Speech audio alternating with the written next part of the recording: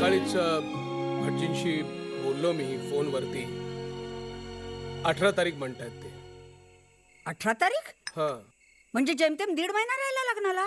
आई 18 तारीख पुढच्या महिन्याची नाही, या महिन्याची. ह्या महिन्याची म्हणजे जेमतेम 2 आठवडे राहिले. कसं होईल सगळं?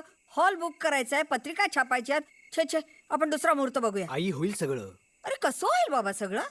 नुसत्या पत्रिका पाठवायच्या, निमंत्रण पाठवायची तर 1.5 महिना जाईल. आई निमंत्रण पाठवण्याची काही गरज नाहीये. म्हणजे आई आम्ही रजिस्टर मॅरेज करायचं ठरवलंय. काय? आई लग्न ही आमची खासगी बाब आहे. त्याचा सार्वजनिक समारंभ कशाला? मस्टरवर सही करून अक्षता टाकायला येणार आहे आणि पहिल्या पंक्तीला बसून सटकणाऱ्या पाहुण्यांवर पैशाची उधळण कशाला करायची? अहो तुम्ही तरी समजावा.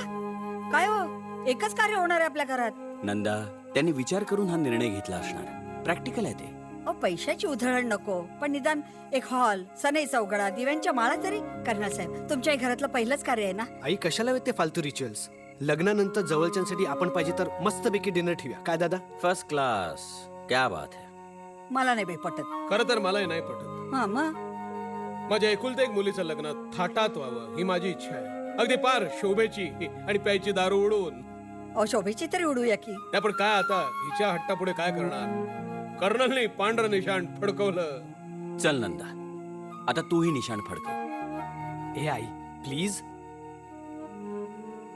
आता तुम्ही म्हणताय तर होऊ द्या यांच्या मनासारखं. फॅन्टॅस्टिक.